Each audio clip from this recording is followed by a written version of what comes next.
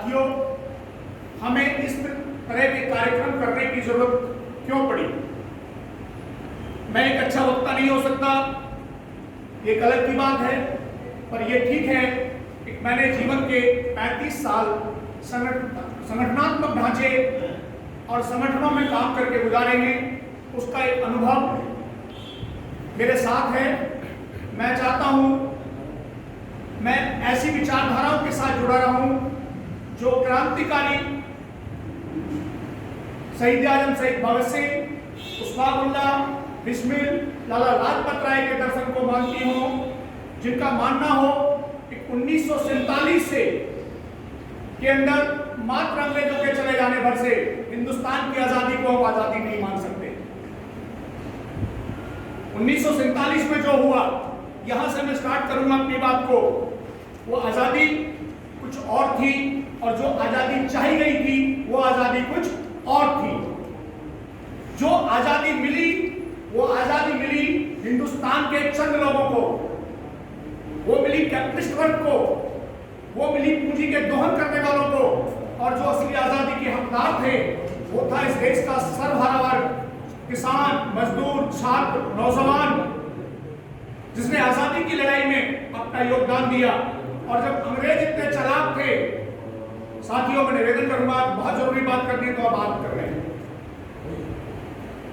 जो एक वर्ग था जिसका काम था साथियों, पावर ऑफ ट्रांसफर कहते हैं उस दस्तावेज का नाम जो है, कभी आप पढ़ेंगे तो, पावर ऑफ ट्रांसफर। आजादी नहीं दी गई थी।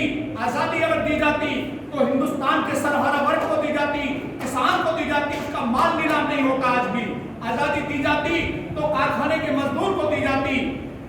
आज भी कच्चे माल और रूपांतर माल के बीच के जो अंतर है वो एक पूंजीपति खा जाता है। वो आजादी दी गई थी इस देश की उस सत्ताधारी पार्टी को जिससे ये उम्मीद थी कि वो अंग्रेजों के बनाए हुए कानूनों की हिफाजत करेगी और उनके जो छोड़े हुए लोग हैं उन्हें पोषित और पालित करेगी। तो उस आजादी में धोखा हुआ। आजादी मिली इकोनॉमिकल। मैं ये नहीं कह रहा कि मैं संविधान के खिलाफ बात कर रहा हूं। आप अगर बड़े भेड़िए बन सकते हो तो भेड़ी बनिए। बड़ी मछली अगर छोटी मछलियों को खा सकती है तो खाइए, वो और बड़ी बन जाएगी। कोई पैमाना नहीं है। आजादी के बाद भी इस देश के अंदर आम आदमी के आर्थिक, राजनीतिक और सामाजिक हालात क्या हैं, वो किन परिस्थितियों से गुजर रहा है, किसान के सामने क्या समस्याएं हैं, नौजवान के सामने क्या समस्याएं हैं, विद्यार्थियों के सामने क्या समस्याएं हैं, खेतीहर मजदूर के सामने क्या समस्याएं हैं, महिला और बच्चों की क्या समस्याएं हैं। आज 76 साल बावजूद भी इस सवाल को सोचने के लिए हम मजबूर हैं और मजबूर के लिए हमें एक प्लेटफॉर्म चाहिए। हम किस प्लेटफॉर्म पर खड़े होकर के सोचें। इस देश के अंदर अलग अलग राजनीतिक पार्टियों का गठन हुआ, आजादी से पहले भी और आजादी के बाद भी। बहुत सी राजनीतिक पार्टियां देश के अंदर आई, वो अपने मैनिफेस्टो लेकर के आई, अपने घोषणा पत्र लेकर आई। कोई धर्म के आधार पे आई, कोई जाति के आधार पे आई, कोई समाजवाद के आधार पे आई, कोई समानता के लिए आई, कोई इक्विटी और प्रॉस्पेरिटी के लिए काम करने के लिए आई। मगर हुआ क्या?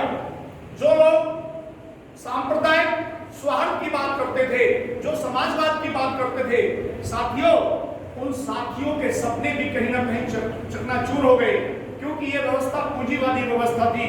यहाँ ये तय होता है by the capital for the capital of the capital. इसका मतलब है पूंजी से सत्ता हासिल करो, सत्ता से फिर पैसा कमाओ, और जो पैसा कम गया है उससे फिर सत्ता प्राप्त कर लो।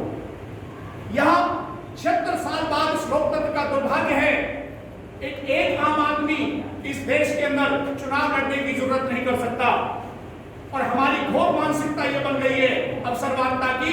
अगर कोई साथी हमारे बीच में से निकलता है, प्यार होता है, संघर्ष की बात करता है, अगवा दस्ता में अपनी भूमिका निभाना चाहता है, तो हम ही लोग कहने लगे, अरे यार पल्ले तो कुछ भी ना भैया, राजनीति में तो पैसा चाहिए, ये छोरा तो कामयाब होगा ना, यूं बहन जी रेणु तो कामयाब होगी ना, धर्मेंद्र तो कामयाब हो ना सके। यार धर्मेंद्र तो गुजारे लायक कि वो तो ऐसे लगे जैसे आसानी ना हो।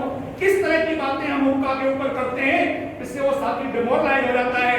बताइए जितने लोग बैठे हैं, कितने साथियों ने ये बात की है कि ये रणवीर साथी हमारा संघर्षशील है, संघर्ष में इसने किसान मजदूरों की अगुवाई में एक अहम भूमिका निभाई है, ये नेतृत्व की क्षमता जानता है, ये जुर्म महिला अत्याचार और महिलाओं के अधिकारों की बात करता है, कोई बात नहीं करता।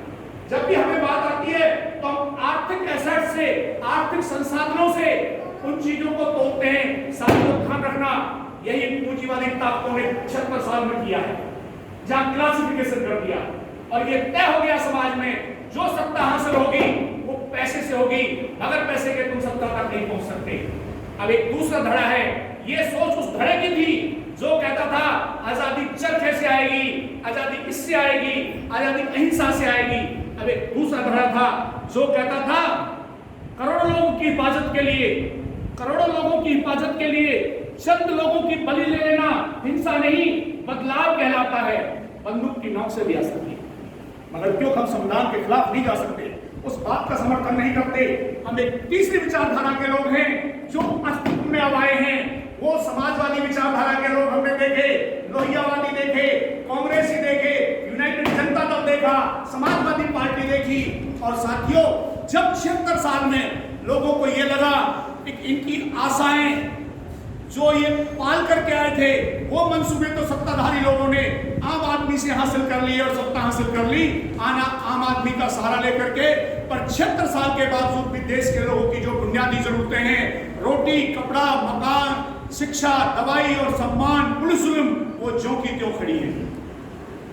एक कोई ऐसा राजनीतिक विकल्प आए, एक कोई ऐसी राजनीतिक सोच हमारे बीच में पैदा हो जो आम आदमी के अधिकारों की हिफाजत के लिए संविधान सम्मत कोई रास्ता निकले और उनकी समस्याओं का समाधान हो। साथियों, इसी बीच में 26 नवंबर 2012 को आम आदमी पार्टी का गठन हुआ, जिसके प्रणेता, जिसके अगवा में भूमिका निभा रहे थे अन्ना हजारे जी। हम लोग भी प्रभावित होकर के उस आंदोलन में आए। और मैं उन साथियों को बता दूं, जो साथी कहते हैं कि हम सीनियर या जूनियर हैं, जब वो पैदा भी नहीं हुए थे तब हम समाजवाद की लड़ाई लड़ रहे थे, पुलिस जुल्म के खिलाफ लड़ाई लड़ रहे थे, तब हम किसानों के कर्ज माफी की लड़ाई लड़ रहे थे, तब हम ग्रामीण चौकीदारों की लड़ाई लड़ रहे थे, जब लोग कच्छों में थे। प्लेटफॉर्म कोई भी हो, पार्टी कोई भी हो, हमारा उद्देश्य एक होना चाहिए कि जो व्यवस्था हमारे संविधान के अंदर की गई है, जिसे हमने अंगीकार किया है, क्या वो संविधान 76 साल के बाद प्रासंगिक है, उसका महत्व है आम आदमी के लिए।